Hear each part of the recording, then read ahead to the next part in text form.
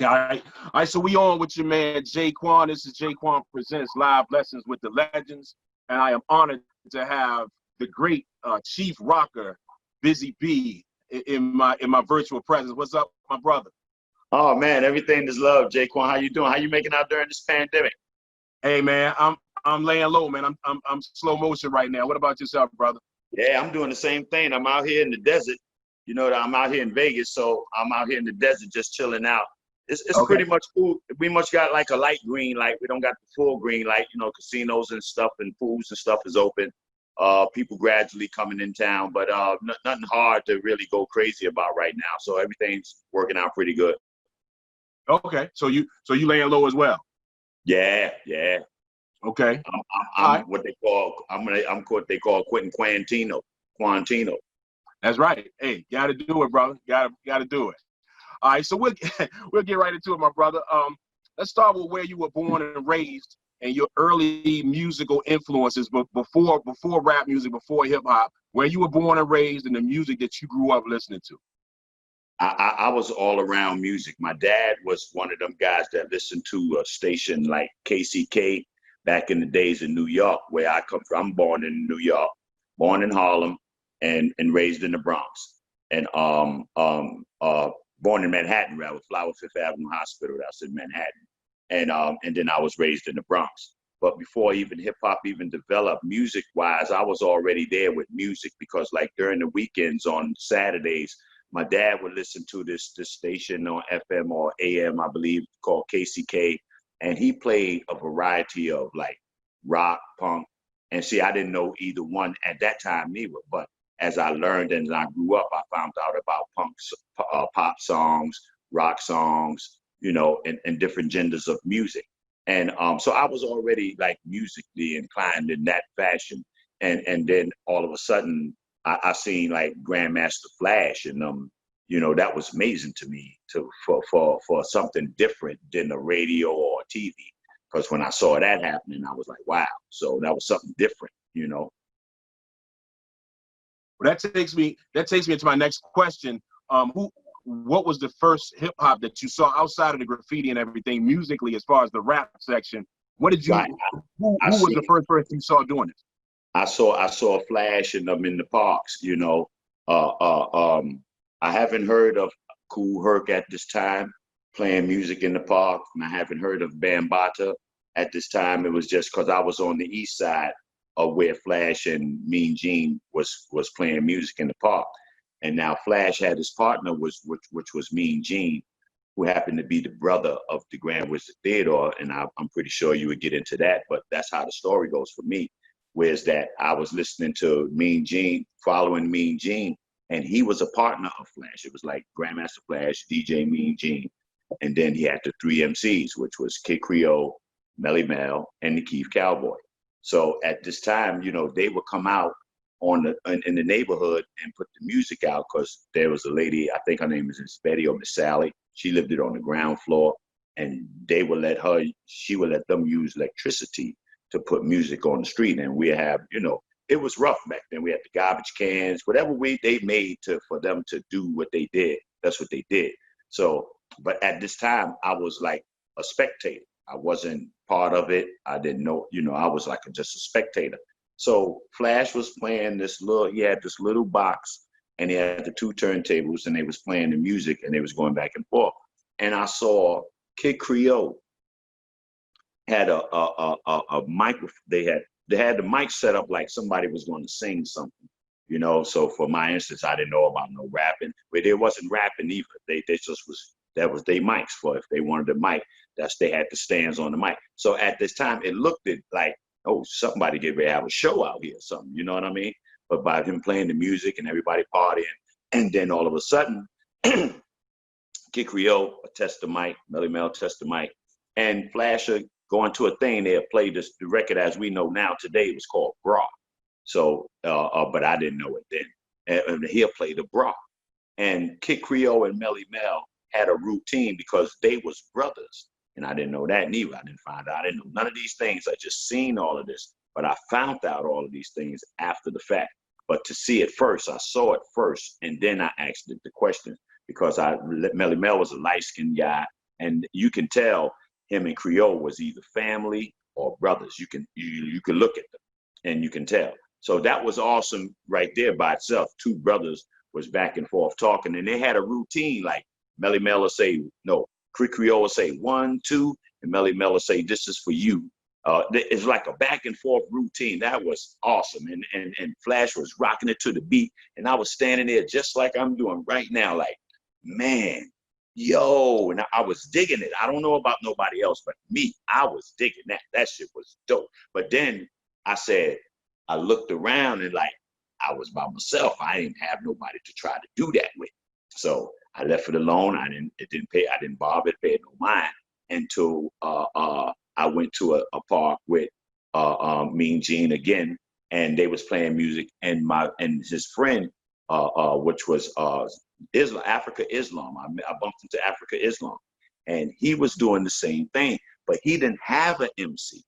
So I asked him, can I, I was going to imitate what I saw Melly Mel and Kid Creole do, and like, but add my own thing to it because I couldn't say, I didn't really remember that shit they said. I just knew they said it was awesome to do. So I just started saying any little thing to the beat, and it was my voice. It wasn't too much of me. It was my voice. I had a distinctive, they still tell me to this day, yo, B, you got one of those voices. Like, you got one of them distinct voices, like motherfucker know who you is. They know when they hear that name, that's Biz right there. So 100%. I had one of those voices that can move the crowd or made people like, attention. Hold up, who's that? That's somebody. Let's pay attention to that.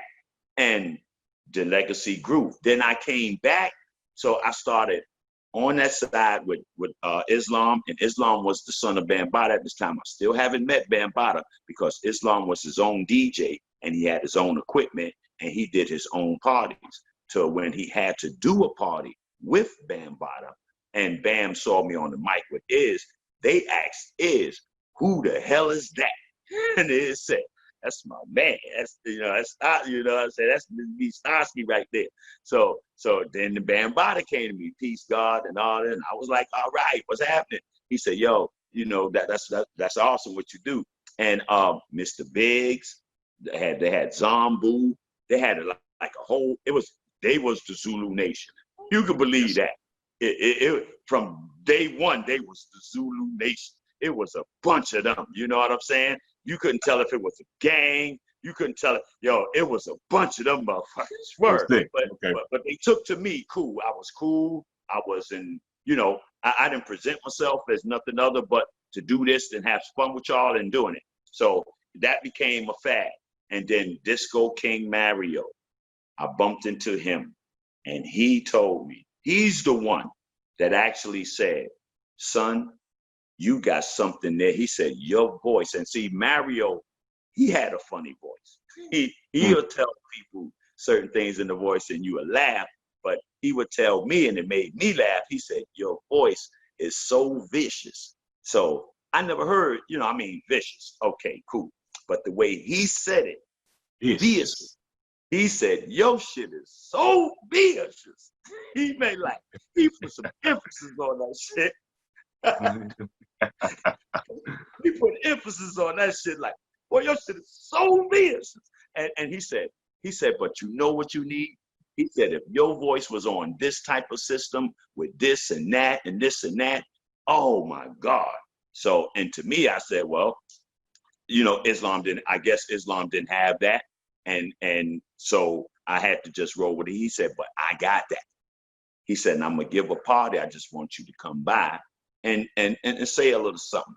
And I said, all right, fine. So I'm starting to build my own clientele, but these guys is digging me because of my voice. I ain't no pretty motherfucker. So wasn't my looks and all that shit. You know what I'm saying? I was just a cool motherfucker. And then all the guys that liked me, they happened to be the thug niggas and the gangster motherfuckers that was protecting the guys anyway. They liked it me. So I was safe. You know what I'm saying? Whatever I wore and went around them, I was cool because I was their little man. And, and then I learned their names. I used to shout them out on the mic and see them shout, and that made them feel good, that's what they all told me. Said, yo, that's dope. They always showed me love. Some guys would give me $10 or $20, and that's how I started to get money. I didn't notice it, but they thought that I was taking money for me to say their names. So every time they Right. saw me, people were on the low, like, yo, shout me out. I'll look at the bill, 50, 20. I'll be like, God damn, I ain't even get in the building yet. I done got $200 or $300. You know what I'm saying? Just to shout people out over the mic. Yep. Just to say a motherfucker's name, like Big Kim is in the house and chilling now. Yeah, but the way I said it, I made motherfuckers look like, Big Kim's in the house. And he's cooling out. I turned the lady is out. Big Sean is in the house. And they walk by me and say, yo, my nigga, yeah, man, yeah, nigga, yo, man. And then they get all happy and shit, want to give me a couple more dollars. You know what I'm saying? Hey, it went like that for a good little while. You know what I'm saying? Then the studio gang came out with all the other shit, and shit went to war, Well, let me go back a little bit. When you saw Splash in the 3MCs, I know it's been a minute, but what year would you say that was? 78. 78. Okay. Flash in his 3MCs in 78. And where'd you see him? You remember where you were? Was it a park? On Tinton, on Union Avenue, between 163rd and 166th. So they was in between, because the blocks was kind of like long. So they was in between the blocks, you know what I'm saying, on the street. And then you had the Forest Projects on this side. You had St. Anne's over here. You had the high school, Mary something, I think it was, all girls school, right there on Union Avenue, Tinton Street. And they was playing it out there. Then they started when Mean Gene broke off with them at this time, like right after that, like a month later, or maybe, it had to be a good month later, probably. I seen Melly Mel and a couple of girls and guys, and they was up the street. And he always had, how I recognized him, he had a sky blue Pro Cad shirt, and it always said Flash fan, like I'm a Flash fan. So I always seen him with that, so I knew who he was, and I used to always say, yo, Mel, that's dope. I'm gonna be that. I'm gonna be doing that too sometime, And he never like riled off of me neither. It was always cool with me, you know what I'm saying? And I was on the other side. I was over there with Mario and Bruckner Boulevard. I was in Bronx River. I was on that side building a name and a clientele for myself, not knowing I knew about the 3MCs, but that's what I didn't even know them. It wasn't like Cowboy was my friend, or, I didn't know these guys until I got to Mean Gene, knew I was over there on that other side of town. And he saw me in the restaurant I went to in our block on 163rd Street between Prospect and Tinton, where they played the music. There was a barbecue spot called Johnson's. Everybody in the world went to Johnson's to get their barbecue chicken because they had a special sauce. So I went there and I bumped into Mean Gene. And Mean Gene said, yo, Starsky, man, you don't belong over there on that side. You live on this side. And I'm like, so, but what you saying? And he said, you need to be rapping with us on this side. Me and Flash broke up. I just got my brother Theodore, me and Cordio, and I got Kevy Kev and Robbie Rob. So I knew of Kevy Kev, but I didn't know he was a rapper or nothing, or he was trying to rap, because we went to school together. Me, him, and Rob, we went to the same junior high school together. So, but we wasn't friends, like friends, you know what I mean? We wasn't nowhere near. But Mean Gene put us together because between Mean Gene, Theodore, and Cordio, they was brothers. And they was Livingston. So that's where the L came from, the L brothers. So that was them right there. Then they had two MCs, which was Kevy Kev and Robbie Rob. And they was brothers. So that was it right there. And Mean Gene, I was the black cat. He said, B, please come on and try this. If this will work, and we'll rock, and then we can rock Flash and all of them. And I said, okay, well, I'll try, no problem. And then when Mean Gene told me to come to Boston Road on 66th Street at the house where they was at, where equipment was at, we could be practicing or just listening to music in the house, chilling. I went there, and Kevin Kev and Robbie Rob was there. And then they saw me because they heard of what I was doing. They heard of my name started being a little something. And they said, yo, And they said, yo, me and G said we're gonna be down. We're going in the park tomorrow, man. You wanna come out to the park with us? I said, yeah, I'm gonna be there. So that was like the beginning of the trend. And me and Gene said, yo, Starsky is down with us now. We're gonna be that. Yo, Kev, we got 3 MCs now. We got to get another mic. You got to put Biz down, you know. But I wasn't Busy Bee at this time. I was just Starsky. I wasn't Busy Bee. So and so we rocked in the park, and I got to rock the park, and we did the Apache, and me and Kevy Kev, no practice, no rehearsal. I mean, back and forth, we ripped that joint, and people in the park was like, oh, it's on, you know. And then it was the L Brothers. And now, Theodore still was Theodore, but nobody really knew, you know what I mean? Because everybody still knew about Flash. Everybody knew about Flash. So we started promoting Theodore. It's better than Flash, but a baby. We said a little man can do what that man do. And we got 3 MCs, and then we got 3 MCs like they got 3 MCs. And the beauty for us, out between us as 3 MCs, we was like the Beatles, because we was clean, we was pretty motherfuckers. Girls liked us. Kevin Kev had the girl, Robbie, and on that microphone, we was bad. And we was like, it was like a tidal wave. Oh, the L Brothers was it. Because we had come out, we'd go to, and we'd stay in our range, we'd go to 63 Park, we'd go to 120, down the hill where they said all the gangsters and all the thugs, and then they had all the projects, so all the people was down on 169th Street on the 9. Right. We used to go down there, and it just was love, no discrepancy. The gang niggas was down with us. They was protecting us, made sure we was good, because we was bringing the girls, we bringing the music, you know what I'm saying? Everything was love. So throughout that whole thing, we was protected, and between me, Kevin, and Rob, before all these records and everybody was coming out, we was smashing with MCs, man. Melly Mel, Kick, we didn't give a fuck. They knew it. Hey, we was coming through, boy. Right. Well, let me rewind, because you said a couple of jewels in there that I want to kind of get clarification on. All right, so you're considered the first solo MC, according to many people that I talked to. They said Busy is the first solo MC. Would you say that's accurate? That's accurate. It's accurate. Okay. Now you say you started out as Starsky. Where did you get the name Busy Bee, and why did they call you Busy Bee? Robbie Rob gave me that name from Kevy Kev and Robbie Rob. He said, because again, I could never forget my friends Mario and Islam and them on the other side, and if they needed me for stuff, I went. So then times I'll be late but not absent to come to this thing here to do that. And Robbie Rob said, boy, you a busy bee. Every time I try to get you, you're a busy bee. You's a busy. And everybody had a problem because I just was a Starsky and Lovebug Starsky. So people then, he had the most problem. He was mad because we was getting clientele, our names was buzzing, and it wasn't him. So he said, he was telling Mean Gene, yo, man, your man got to change his name and do that. And then when Robbie Rob said, boy, you a bit, and I thought about it. I said, the B-U-S-Y, the B-E-E, the same way he spelled the L-O-V-E, the B-U-G. I said, okay, motherfucker, you want to battle now? Okay, now we got to battle. I'm the B-U-S-Y, the B-E-E, and I can do the same thing you can say as the L-O-V-E, the B-U-G. Now, what? And that was it. I kept that name. Robbie Rob gave me that name, and the rest was history. I'm the B-U-S-Y, the B-E-E. So was he Starsky before you? Who was first? Yeah, because I didn't know he was a DJ Starsky. I didn't even know.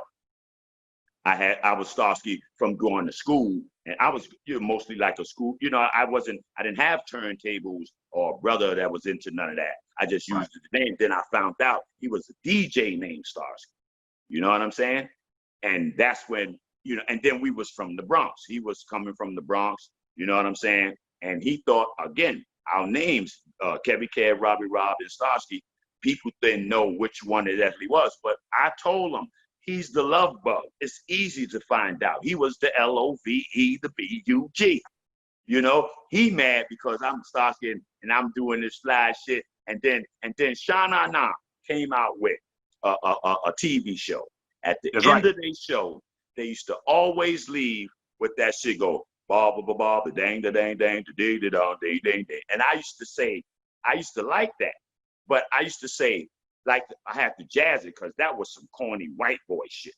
I said I used to have to put the bob with the bob, the dang, diggy, and jazz it up. Shake the boogie to the bang, bang, boogie to the bob with the bob, the dang. And I tried it. And then one day, we was in Theodore's house, and Theodore was playing the Funky President. And I said, that'll go perfect. I knew it would go perfect. When I heard, I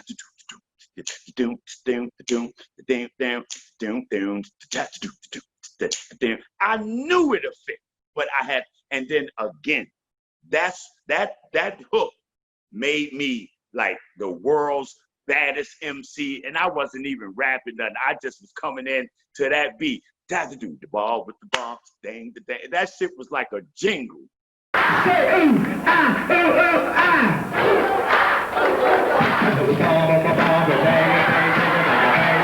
Let's get to the house where we start the show. Everybody say, whoa, everybody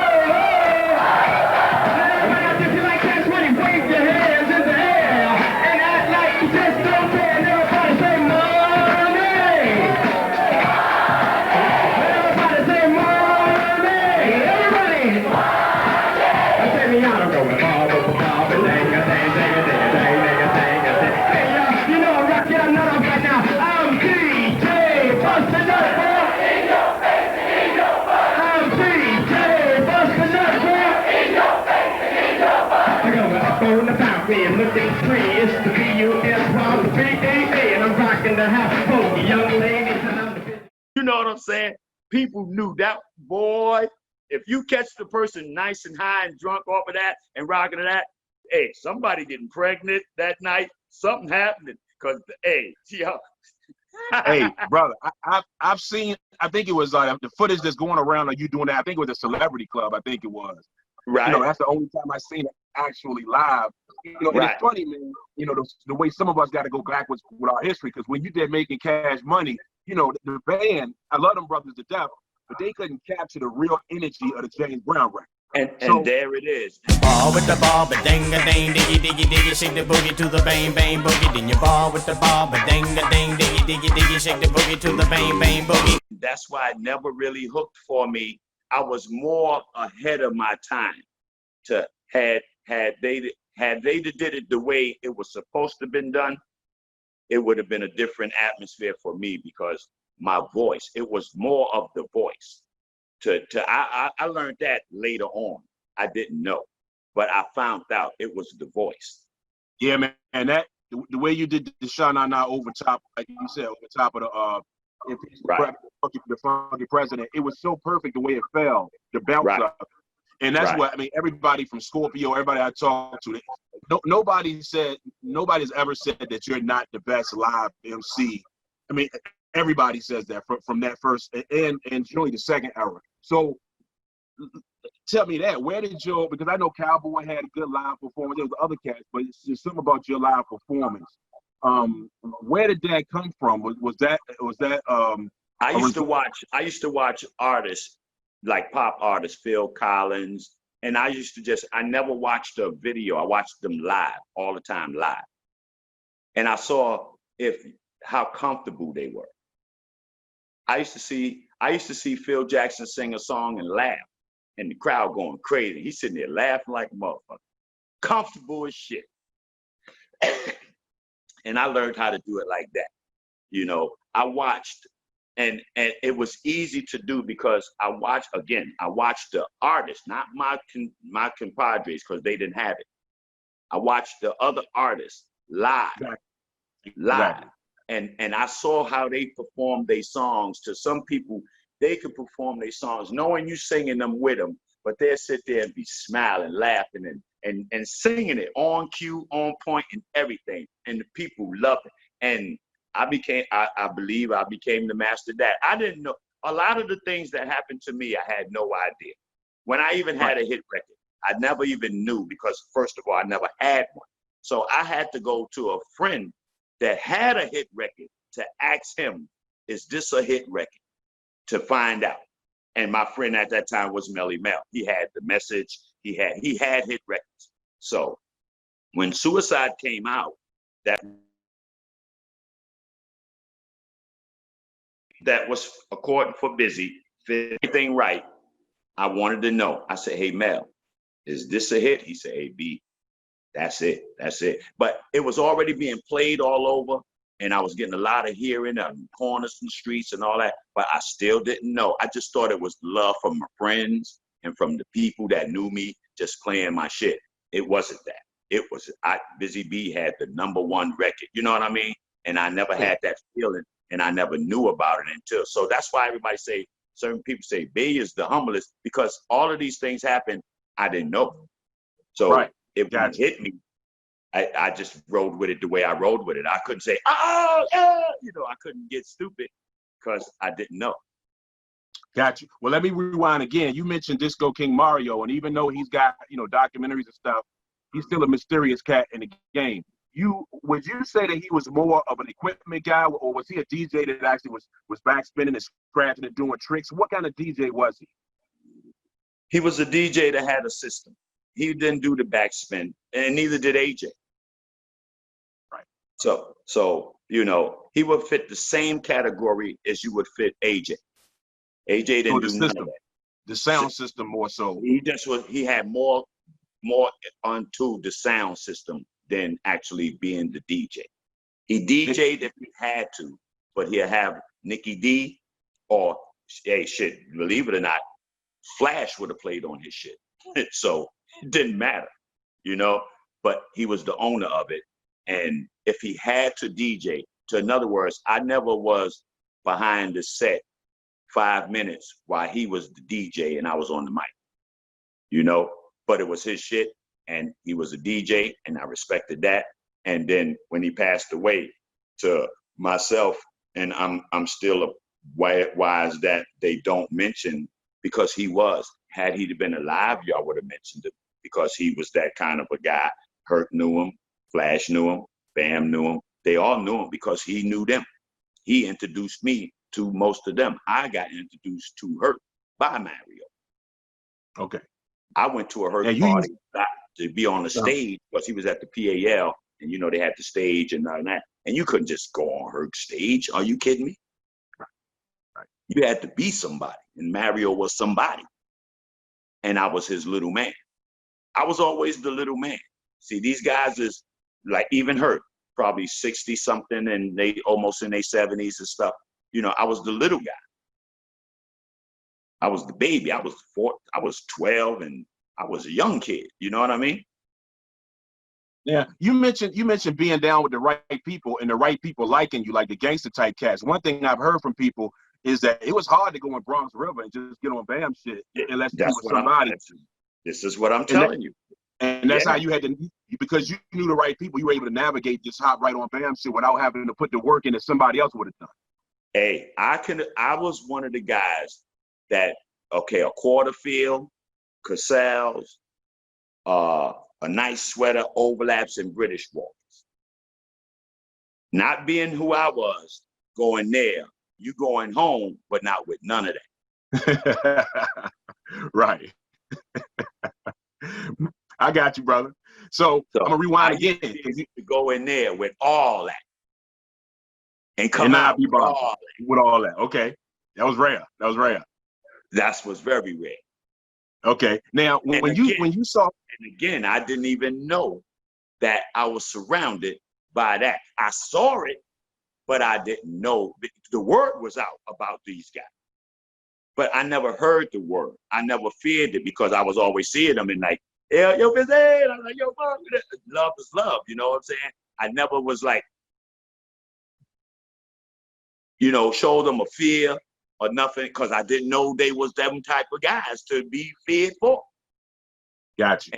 And they showed me love. When you saw Flash in the 3 MCs, was Creole rocking the echo chamber yet? He was the fucking man. He was the man with that shit. I ain't never seen nobody rock an echo chamber like that, Kid Creole. To this day, Kid Creole is the baddest. I don't even know how he worked that shit. but I knew he had a thing on the floor. I saw it. I used to see it because I was studying shit, and I would wonder when, and then sometimes he'd have it in his hand, like the CIA niggas had that little Secret Service shit. Had that shit. Yeah, you motherfucker, he got that shit right there. On, yeah. Hey, Kid Creole was he's Space Echo. Period. That's Mr. Echo. Yeah. Wow. Yeah, he wrote me the other day. Creole is maintaining it, man. He's well. But that's my man. In fact, he told me that one of his favorite breakbeat is that Samande record, the Bra. And you mentioned that in the routine. So right. Yeah. Let's go. Now you were running around with Breakout too at one point. I was an MC for Breakout too. I was an MC for Breakout back then, along when I met Islam. And Breakout had a awkward system, and people liked it that because he came from a different part of town. I didn't even know he was way the fuck uptown in the Bronx. See, they came down to see all this work and then spread out like uptown, right. And I didn't know none of these things until I was invited to one of their special events. Like Breakout he was uptown, so I didn't know he had all them I didn't know the projects was up there and all that stuff was up there. So when we got in the park jam packed. Oh man, but so then again, as we grow, we find out all these things, and the girls is up there. Everything was love. So I used to rock on his thing because at this time he didn't have a KK Rockwell. All he had was Keith Caesar. Right. There was no Sha Rock. There was no, it was just Brant Barron, Keith, and Busy B. Wow, that's crazy. You might even see some flyers with DJ Breakout Barron, Keith Caesar, and Busy B, Starsky, stuff like that. You might catch a couple of flyers with that. Again, like they said, Biz went around, and I did. But I did it because I was invited. I didn't push myself on nobody. Never did. Never had to. They came to me and said, hey, I would like you to come, you know what I mean? And do this and do that. And then I was like the starter. I would kick it off and then bounce. Once I found out, I was that. You know what I mean? I'm like, yeah, I'm that. And I rode with it, but I didn't do it in how would you call it? A diva way. I did it the way where everybody's still right now. I'm their favorite guy. Gotcha. Humble. Now, you mentioned AJ. One of the things that I'm told by several people is you and AJ were the first artists to become promoters, and y'all guys was booking people like the Cold Crush and yourself. Is that accurate? Yep. And AJ put me down with that because he used to tell me, he said, man, I'm just going to rent this thing out for this $200 and just get my money back and make a couple of dollars. And I'll look out for whoever, And I said, well, I was his partner, so I had no problem with it. And when we did it one time, we made like $2,000. We bought a truck the next day. We couldn't believe that we did that shit. I was like, we was like, get the fuck out of it. And the prices was $2, my man. Wow. That's a lot of people. $2, man, $2.50 tops to get in a party back then, man. You see a flyer, $1 for girls, $1.50 for guys. The top of the line probably was about $4, man. You know what I'm saying? We made like $1,800 and went and bought a van to carry the equipment in now. Now we got our own everything. And that was a wrap. Then we had enough because the Cold Crush, Tony, Tone, and Chase was the bosses then. There wasn't no Cass or nothing like that. So we tell Tone, come here and y'all do your routine. We can give you $300, $400 or $350. He was down. That was guaranteed money for them. They was down with that. But they split it that. And see, I didn't know. I mean, that's their business. But as they saw that and was catching on, they was catching on that we was doing these things by ourselves and we was getting paid, or I was getting paid. And they was like, yo, I was right now, and I'll say this in quote, I am the responsibility for all the solo MCs right now, because all of them, half of them left their group to be a Busy Bee because of the greed. And I'll say it again, they was greed. The greed got to them. And the greed got to them because of the fashion. We was wearing things that if it costed $100, but if you only got 25 that night, you understand, from out your group, Biz got 100 by itself. They counting my money, really. You know what I'm saying? They counting my money. Right. So Right. the new shit to come out, I got it already. They might got to lay away or wait 2 weeks or something. And then see, I was a hustler. I was hustling, man. I mean, I was a joint seller. I was a hustler, man. I was around the type, man, we can come up with all kinds of shit to get some money, man. We didn't wait till Friday or just have jobs or regular job. You know what I mean? We was out there doing what we was doing, man. We was kids, man. Let me ask you this. I'm fast forwarding a little bit to Wild Style. Charlie Ahern told me, and you know, if you remember this, let me know. He said that at one point, you know, after he met you when you guys were hanging out, it was like I think I forgot the name of the park. He said Valley something, I think. The Valley Park. The Valley Park. And he said on one side they're playing Jamaican music, and on one side they're playing breakbeats. Right. You remember that? Yeah. And he said that was like a fork in the road. He said if we had went to the side where they're playing Jamaican music, Wild Style might have been a whole different film. You agree with that? I don't know. I mean, because at the end of the day, because he did. We was in the Valley. We was uptown in the Bronx. And the Jamaicans they had a ceremony going on one side, and Breakout and them had theirs on one side as well. So I believe when Charlie and them came in the park, they came in from the Jamaican side, not knowing where the brothers was at, until they just kept walking and walking, and then they start hearing the different music. And then you can actually see the other stage now, where you see the different atmosphere going on instead of what's over. And then he found it. That's how he found out what was what, I believe, because I didn't see him with that. I was running from Charlie because I thought Charlie was the police. And right. I thought he was looking for me because I didn't know what the fuck. He just kept asking anybody, do you know Busy B? And I'm like, fuck that. Okay. Well, that's interesting because now he told me the first thing he saw was, he said originally he just had his camera. He saw kids kind of flipping on the mattresses and playing around, doing karate and stuff. He said they're doing a lot of kung fu, but they're doing it to these they've had break beats playing. And he said that was the genesis of it. He was just filming them with the break beats in the background. Then he started asking around for you. So I'm asking you, are you kind of an ambassador that's kind of responsible for Wild Style becoming what it was? Because it sounds like you kind of took Charlie under your wing. Oh, yeah. I am exactly that. He didn't know nobody. Once he met me, I introduced him to Theodore, Kelly Care, Robbie Rob, Theodore. I told him, yo, we can use these people. These are the real. Yes, I did all of that. Yeah, okay. That's why they call me Mr. Wild Style. They say, hey, Busy B is Mr. Wild Style. Movies Wild Style, all our anniversaries, they call me out last to do certain, and then I'm the more accurate, still working and still, doing stuff. So for our 5-year anniversary, every 5 we do one.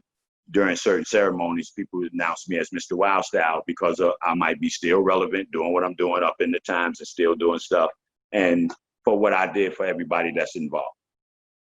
Okay. Yeah. Well, that's a very important one thing that's important about that movie that a lot of people don't really catch, is that unlike Beat Street and Crush Groove and stuff that came later, a lot of those actors and actresses, everybody in Wild Style, everybody was being themselves. Nobody was playing a part. Right. So, everybody was doing what they did. It was the most authentic movie ever. Yeah. Because it almost was really like a documentary almost, really. It's like just showing what everybody was doing. Now, as far as the clubs and stuff back then, everybody seemed to have a home base. I seen flyers and I seen you kind of bouncing around. Did you have a home base as far as a club that you frequented more, or you just everywhere? No, I just went where they paid me, and me and AJ. It was me and AJ floating. We went from Brooklyn, Manhattan, Bronx, crosstown. We adventured. We went places where they didn't want to go or didn't believe they had fans, and we went there and took money. How about Burger King Disco? That was always interesting to me, being a non-New Yorker. You ever played Burger King Disco?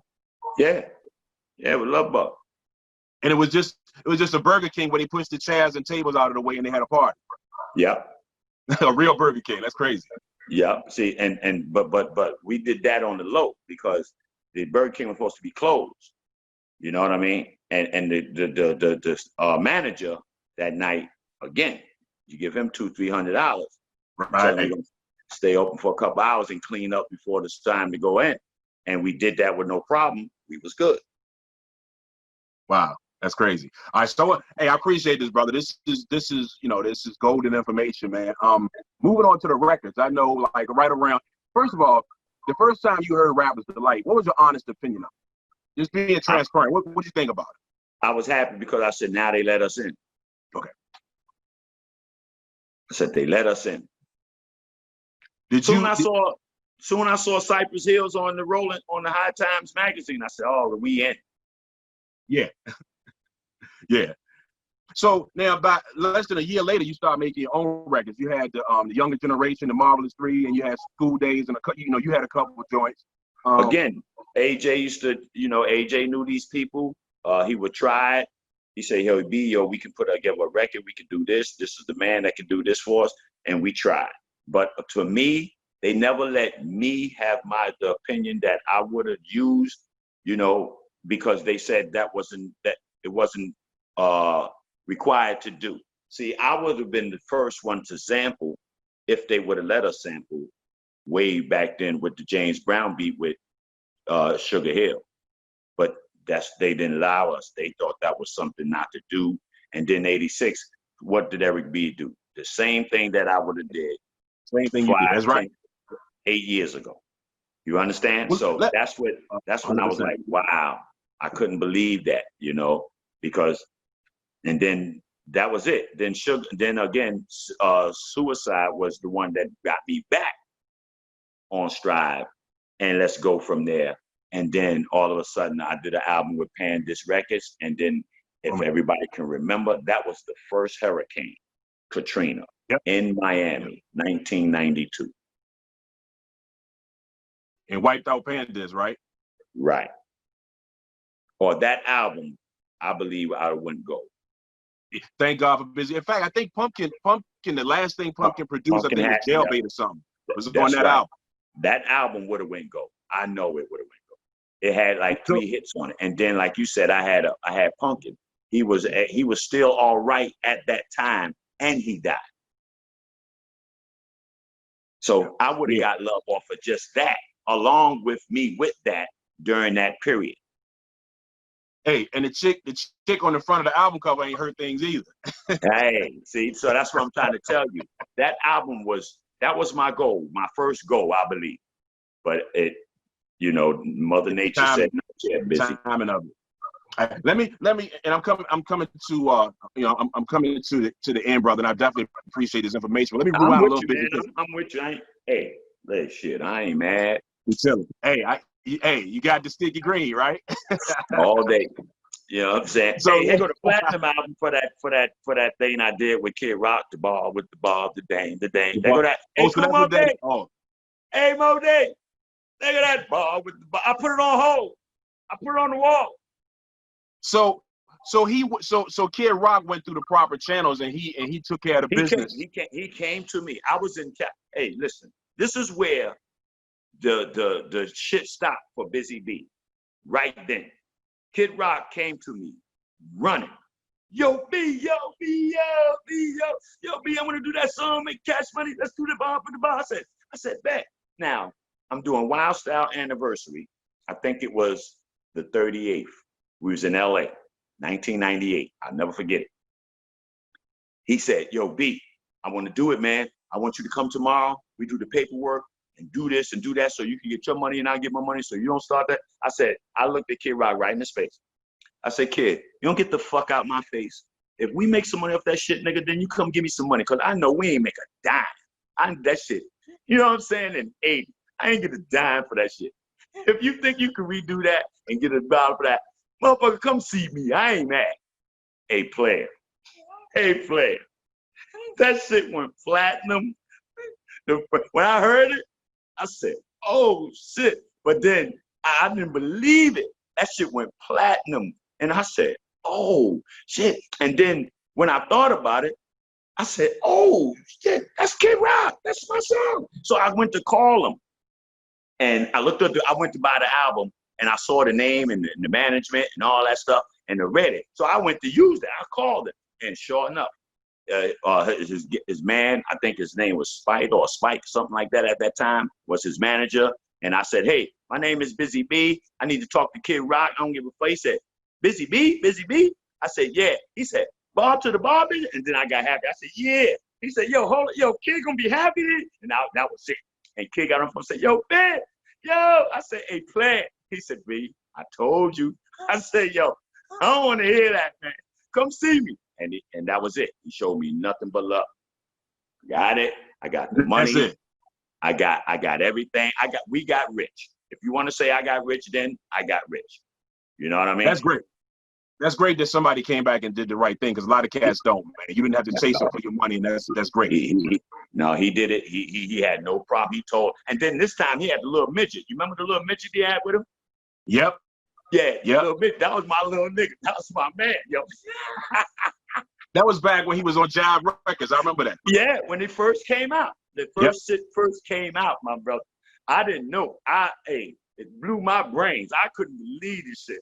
And I didn't even know, again, here it is again. I didn't know platinum status. I didn't know what kind of money that was. Nothing. I had no idea until he told me. He showed me and told me. And then after I went to I'm with BMI. So once BMI, I published everything and did all that. And he told me what was going to happen and how it was going to happen.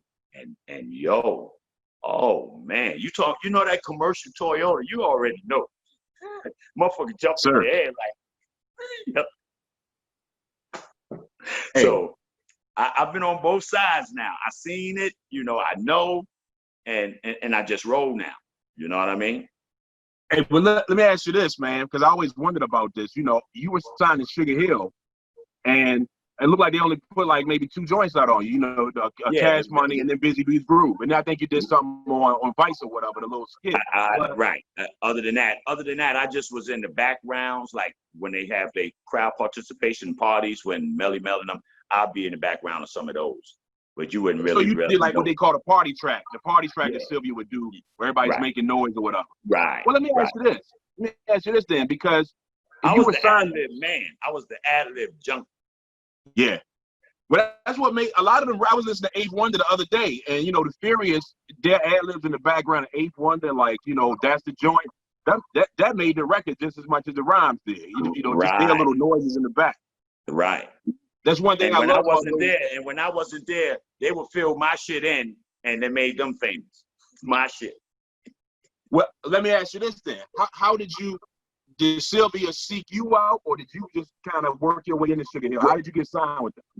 No, she actually did seek me out because they all was telling her, hey, this guy he's that, I'm telling you.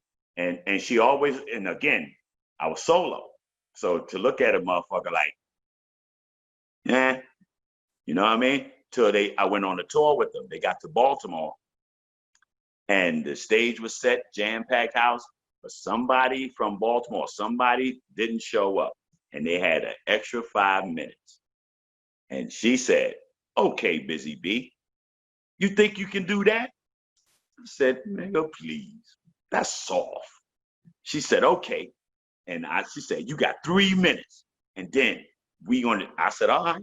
They brought me out. I think it was Leland was the DJ. I said, just play this and play that. That's it. Yo, I was in Baltimore, Maryland. I must have ripped Baltimore, Maryland a new asshole. She was fucked up. Hey, she got on the bus after the show and didn't say nothing about Sugar Hill. And that was the gang. They had rappers delighting up. She said, where is Busy B? I was in the back of the bus then, chilling, laughing, kiki, everybody happy. We on the road and all that. Busy B. I thought I did some dumb shit. I thought I was in trouble. I got up there. She said, where's Busy B? And I said, I'm here.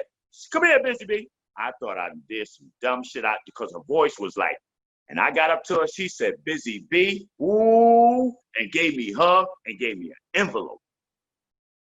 I wasn't included in the deal or nothing. It was a little $800, but it was something I've never thought about, you know, and she said, and that's when Making Cash Money came out. She said, you're going to the studio, record that shit tomorrow. You know what I'm saying? You're going to record that shit. But they didn't do it to James Brown way. She let her band try to infiltrate it. You know what I mean? And when I got there and heard it, I wasn't as happy. I was a little disappointed. And then she tried to explain to me, and I was like, oh, I didn't know. See, and I didn't know. And if I'd have known that we still could have did it, and don't worry, I would have convinced her. But I didn't know, and she was giving me an opportunity to be on Wax now. This is it for me. I'm going to be on Wax, on the label now, and with my boys, Sugar Hill. You know what I'm saying? And it didn't pan out the way I got signed and everything, but I wasn't satisfied with the songs. Yeah, because I know that track had the exact same track as Spoonie's Back, same track.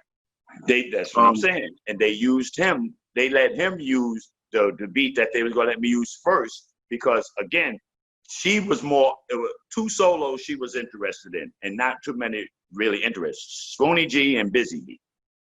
Everybody was saying go with Busy B, and I don't know who was Bobby Robinson was Spoonie G. So I believe they was family from Harlem. So I think she went with the family first. And then he had a longer story, not knowing, she didn't know what I was going to say to the song, but he had his idea already and he laid it out to her. She must have liked it because she recorded it. And then you had one thing I liked about Busy Bee's Groove, I think that was 85, right before the label folded. I always thought Sugar Hill was a little slow to embrace what was going on with like Profile and Def Jam and all that. But Busy Bee's Groove, definitely. They left the band, you know, by the time Run DMC came in and stripped down all the music, you know, Sugar Hill still had all the guitars and flutes and horns and all that. But Busy Bee's Groove sounded like something LL was doing by 85. I Need a Beat and all that. It was very stripped down. They had the scratching. Who did the scratching and whose idea was it to have the drum machine and the 808 and all that sound to it? Sylvia Robinson. She told I forgot his name, Demi or one of them guys. He was the band leader and he knew how to work those type of machines. Cuddy was his name. Cuddy. Okay. He knew how to work those type of machines. And I sung the groove to him. He didn't come up with the groove. Okay. I did. I said, hey, this that was you. Okay. Right. I want to come in 2 weeks to go at the place to be. They were standing in line to see the Busy Bee. And then we built it and pulled up to the curve in the 98. Then the rushed inside so we won't be late. The party was packed where you couldn't even move. And now everybody rocking to the Busy Bee's groove. And he just boom, boom, boom, boom, boom, boom. I said, I need something like that. And he came in with that. I said, yeah, I like that. I started making grooves. I was making his grooves. He wasn't just making up stuff. I was trying to find the groove that I can work with as he was doing. So that's like an original track. It's not a sample. It's not, you know, that's an original track. Was that Leland doing the scratching on that? It was supposed to be. Leland couldn't scratch his own back. That's funny. So you did the skit on Vice at the beginning, the arrest skit. How did that come to be? You just were hanging around melding them at the time, and I was always around melding them, and when they was in the studio, they was trying to come up with something, and I said, just that's some gangster shit, nigga. Y'all got to come up with some gangster shit, like some arresting shit. And when they thought about it, and me again, I had the ad libs. I knew what to say. I used to talk Jamaican. I could talk this way. I said, "No, I'm a blood clot boy. You're trying to treat me like this." And they said, "Yo, we gonna do all that for all that." And they just emphasized it like that. Miss Robinson liked it me because I was the character that was happy.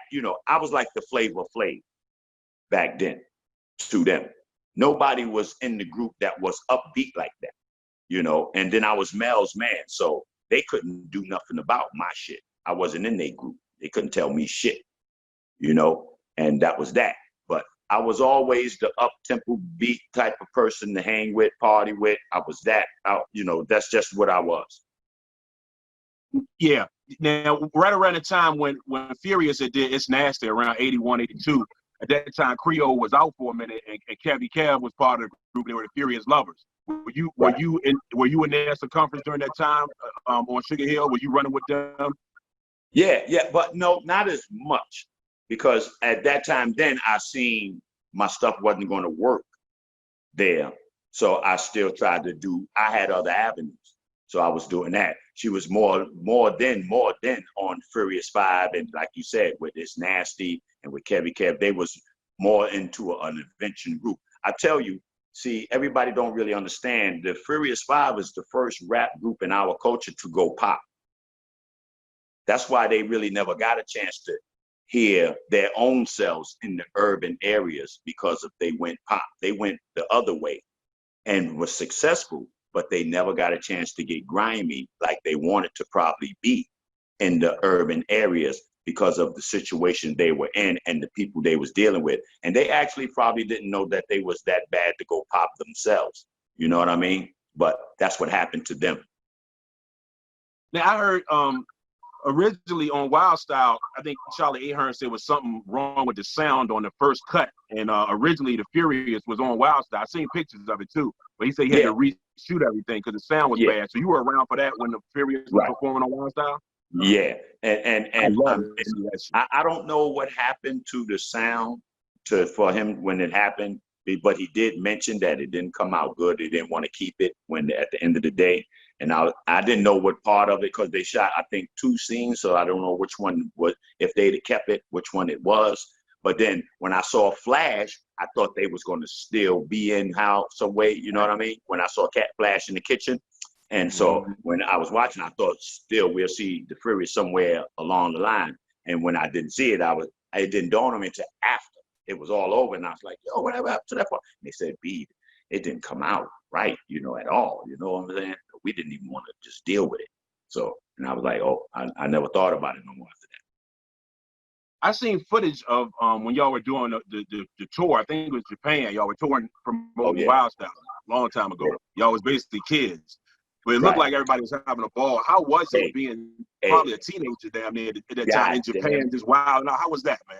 That was awesome, man. That was like, first of all, Snoop Dogg and they have a movie. It's called Soul Plane. Well, we was that in going to Japan. We was a soul plane, because it was like you got 20 break dancers, Puerto Ricans and people on one side. You got the brothers, the Cold Crush, and Fantastic, and the artists on this side. You got the break dancers in the middle. Hey, we went there. We had to be about 30 deep. You know what I mean? We went there like an entourage, and it was so crazy because nobody ever went nowhere before. This was our first time getting on a plane as like this and going somewhere to do some hip hop. That ain't never been done. So you get to see everything, everybody's characters, everybody. For 30 days, we had to live with each other. And it was crazy because, again, now you got the Puerto Ricans, the break dancers, you got the Cold Crush, and, us. You got the people that took us there. You got one Japanese, one white folks. You got Charlie Ahern. Hey, man, listen. We smoke weed. We drink. We do drugs and shit in our hood. And they said if we got caught with any of that type of shit, it's curtains. It's no more coming back to America, nothing in our lives. So we on a plane on our way to Japan, and everybody was supposed to play it by the protocol. So we on a flight. Nobody believed that this flight is a 24-hour flight. Nobody. I wouldn't have never thought that you got to get on a plane and be on the plane for 24 hours before you land to go any place, So everybody, now the night before, say for instance, we got to leave on a Friday. So Thursday night, everybody at the Disco Fever, everybody that's supposed to go on this tour, we happy, we got a little money, we get ready to go on the tour, we movie stars, we all that, you know what I'm saying? We got our luggage there, we leaving from here, going straight to the airport from here in the morning, you know what I'm saying? All that shit, we thinking we the Jacksons and all this type of shit, right? Yo, player, we get on the plane and everybody's sleeping. Now, we hung out. Everybody drunk, smoked out, all that, whatever. If we on the plane, we sleep. So everybody had to be asleep for about 7 hours, because we knew we had to leave when we left. We knew what time we was leaving. Everybody was up when the plane got up in the air. And then after you get our little breakfast, niggas eat and game over, right? Yo, Claire, we get up, everybody stretching. 7 hours, look at time. I said, yeah, we get ready to land. So I asked the steward, yo, hey, babe, how long we got? She said, maybe 13 hours. So we said, we ain't leave? We ain't go nowhere? They said, yeah, we've been in there for about 10 hours. We said, so you said, how long we got? She said, 13 hours. I said, how long is the flight in total? And she said about 19, 20. So again, niggas was like, wow, that's crazy. Wow, we're gonna be long. That's long. Everybody wide awoke now. So nobody know what to do. All of a sudden, he starts smelling shit coming out the bathroom. We playing cards, niggas playing spades over here. Motherfuckers is gambling over there. The bathroom, motherfuckers in the bathroom smoking weed and all that. Yo, I go to the back. You can smell that shit straight up and down. Like, what the fuck? Yo, and the crazy legs and all them niggas in the bathroom like, yo, B, close the door, close the door. And I'm like, oh yeah. I'm trying to get in. Hey, the stewardess came, talking about, you were going jail? You were going? Hey, we said, hold up. By the time we land, if y'all find any drugs, we supposed to go to jail. We ready to party up this motherfucker right here. You can't, ain't no police coming up this motherfucker now. Yo, we was on that plane partying, my nigga. The stewardess couldn't do nothing. They couldn't say nothing because we didn't know English. They didn't know no English. We didn't know no Japan. And they kept just saying, you going to jail, you going to jail, you going to jail. That's all they kept saying. But by the time they sat there for about 5 or 6 hours, they just went and sat the fuck down, man. Yo, we had the whole plane. When we landed, it was like, they just were happy for us to get the fuck off that plane and get the fuck away from them. You know what I'm saying? They didn't give a fuck. Get away from us, man. And it was like 100. We like the Beatles, man. They was there, the people there, and they never saw us a day in their life, man. They never saw. They just saw the advertisement because we saw the advertisement. So I guess, you know, now I understand it. You know, we started to understand it. But they was showing us love, and then me, I was playing. So, and the Cold Crush, they used to have the outfits, they had get-ups. So I said, damn, I got to try something. I got to put on something, man. I just didn't want to be plain, you know what I mean? So I put the towel on and act like I was from, what's some Egypt, nigga, you know, the rich, the oil niggas. The Arabs, yeah. With the turban, yeah. Arab shit. I said, I'm going to play the Arab, fuck it. At least I don't have to look all crazy. The Arabs can wear just a hat and wear their regular shit, you know what I'm saying? So then, Cass said, nah, man, you got it. So I put on a glove. I put on one piece of this, and I just started walking around. And as I was walking around, people was like, yo, I was a star in that shit. I couldn't take it off. I'm like, yo, I was a star in this shit. I'm like, this shit is crazy, man. And that was it, man. We just had an awesome time, man. We had a good time doing that, man. Dope. Now I understand why you had the cut-up shirt and the Arab shirt on over your head. I got it now. Right. I had a costume. I had to put on a costume. And then once I put it on, it was like, you can't take it off. That's you now. That's you. Everybody saw that. They got pictures in that. They saw you in that. You can't be regular no more right now. And who would know? Who would know that 30 years later that look will be iconic? You know, that's synonymous. I think when they redid like the Wild Style box set, that's the cover. You with the joint on your head. That's crazy. Exactly. And again, fuck me up, man. Well, that's why I'm hip hop to the fullest, man. If I owe anybody, I owe hip hop. And not to say that because hip hop took me around the world, man. That's one culture. And the skill that I have that I planted out, it took me around this planet, man. And I met kings, queens, prime ministers, junkies, dope fiends, hoes, robbers, thieves, all of them. And they all just like bowed down to me and showed me love and respect because exactly that's what I gave them. That's what they gave back. And the legacy continues. That is incredible. I got one last subject I want to talk about, and I want to talk about the Mo D battle, but not from the same point of view that everybody asks you about. What I want to know is the way that changed the game. My question basically is, before that battle where I think one time you were quoted as saying he wasn't rapping, he was snapping. You know, he was playing the dozens basically over music. Before, my understanding was that before that battle, it used to be that an MC or a group would say their rhyme, and the next group would say their rhyme, and the crowd applause would be the barometer of who was better. Was that the first time, as far as you know, that somebody introduced a personal attack like what he did to you? Did that exist before Mo did that? No. Okay. No. So basically, a lot of the battles that we see today, where people are, you know, going back and forth, that was really birthed with that. Because before that, it seemed like everybody was just going rhyme for rhyme to see who had the better rhyme.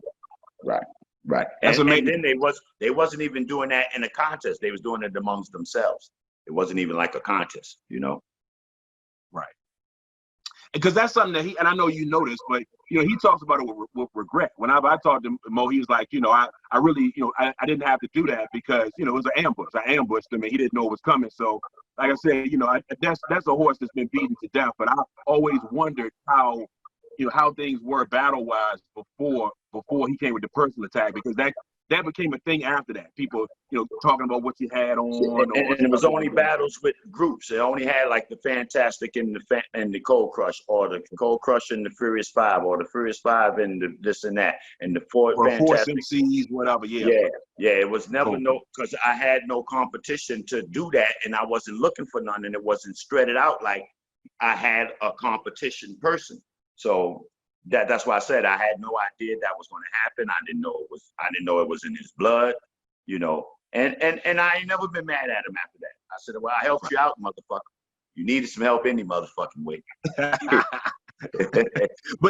And there were two battles, right? Somebody said it was two battles, like New Year's Eve. Yeah, then we went to the Disco Fever. We went to the Disco Fever with it, you know. And then it wasn't really, you know, too much of a battle because we was in the Fever, which is the home of hip hop at this time, and we praised it as that. So for him to come and show love and respect, he did that, and that's why, again, it was really never. Again, I never took it to a heart way as I was upset with him or you know, wanted to fight about it. He was snapping, man. I'm the shit. I know it. Hey, like I said, best live performance ever. Like I said, even the greats, you know. The Furious, they great on stage. Dougie is great on stage. You know, it's a long list of cats that's great on stage, but everybody that's great on stage, they always give you, you know, even somebody like Scorp. You know, Scorp got a big ego. But Scorp said, yeah, Busy B, when he do that president shit, nobody can fuck with him. He said, if you ever see it, nobody can fuck with him when he do that president. I mean, everybody says that. So, you know, right. You got the title on that, my brother. So what is, respect to you, brother, respect. What is Busy B up to today, man? What are you doing in 2020? Oh, well, I'm still doing. Well, now we got this Instagram thing, we got this pandemic going, but I was also doing this before the pandemic. Had no idea again the fucking pandemic was coming. So I was doing what we doing now, but I'm doing it on Instagram, and I do it every day from like 12 o'clock in the afternoon Eastern time, just for half an hour, just to show my face and see who's out there, play a couple of my songs and talk some stuff. And then now I've been talking to some of my friends as artists and having little interviews, give them 10 minutes with me on things, let my friends see who is my friends, and we just talk a little hip hop for 5 or 10 minutes. And then I'm working on a hip hop flower shop that I'm actually really working on. I'm gonna be having flowers in all shapes, sizes, you know, for the daisies, for the weddings, for the birthdays, for the bar mitzvahs, for whatever the case may be. And then, you know, between this thing now with all these families is having somebody getting killed in their families and from urban areas, and then don't have the support to buy flowers and stuff. My company, the Hip Hop Flowers, will support that. Just like how Mayweather paid for a funeral, my company will pay for certain flowers to give out and have flowers for certain people and things of that nature. You know, and now I'll call it the Hip Hop Flower Shop.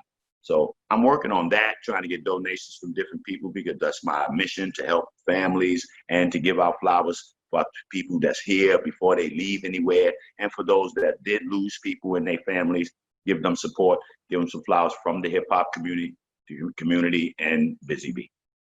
So that's what I'm doing right now. That's dope, brother. And I remember last year you had the Sticky Green single. That was dope. Right. And people I had the Busy Sticks, and that's working. That's already working. The Busy Sticks, you know, for those that smoke the marijuana, I got the Busy Sticks, 2 grams of the fire in the pre-roll blunt, you know, tobacco free, and they're in certain dispensaries and stuff like that. So that's working. Okay. So, you know, you got to keep moving. So now the next thing that's mentioned is the Hip Hop Flower Shop, which they got a hip hop museum coming up in New York. like in the Bronx, right? Your man Rocky from right, from Star City, 2022. right? Right. Yep. So it would be nice to have a hip hop flower shop in the museum. So, In you the know, museum. you pass through the museum, you want to go get some flowers, get some gifts or something like that. I'll have that. You know, the cars, the balloons, the teddy bears, the flowers, same thing. But it'll just be called the hip hop flower shop. And then your man Jeremy's got the DC one that's bouncing around the pop up. So we, you know, you Right, he got a got lot the of DC outlets. Museum, right? You got the pop Right. up, so those so people can go see what the big museum going to have during the pop up sessions. You can see those because some of the same Exactly. things there that he's popping up doing, they letting them use for the big museum. So a lot of stuff you can see as they pop up wherever they pop up. We have one in DC, I think, believe now they're going to Cleveland somewhere or Tennessee somewhere like that, or Memphis area.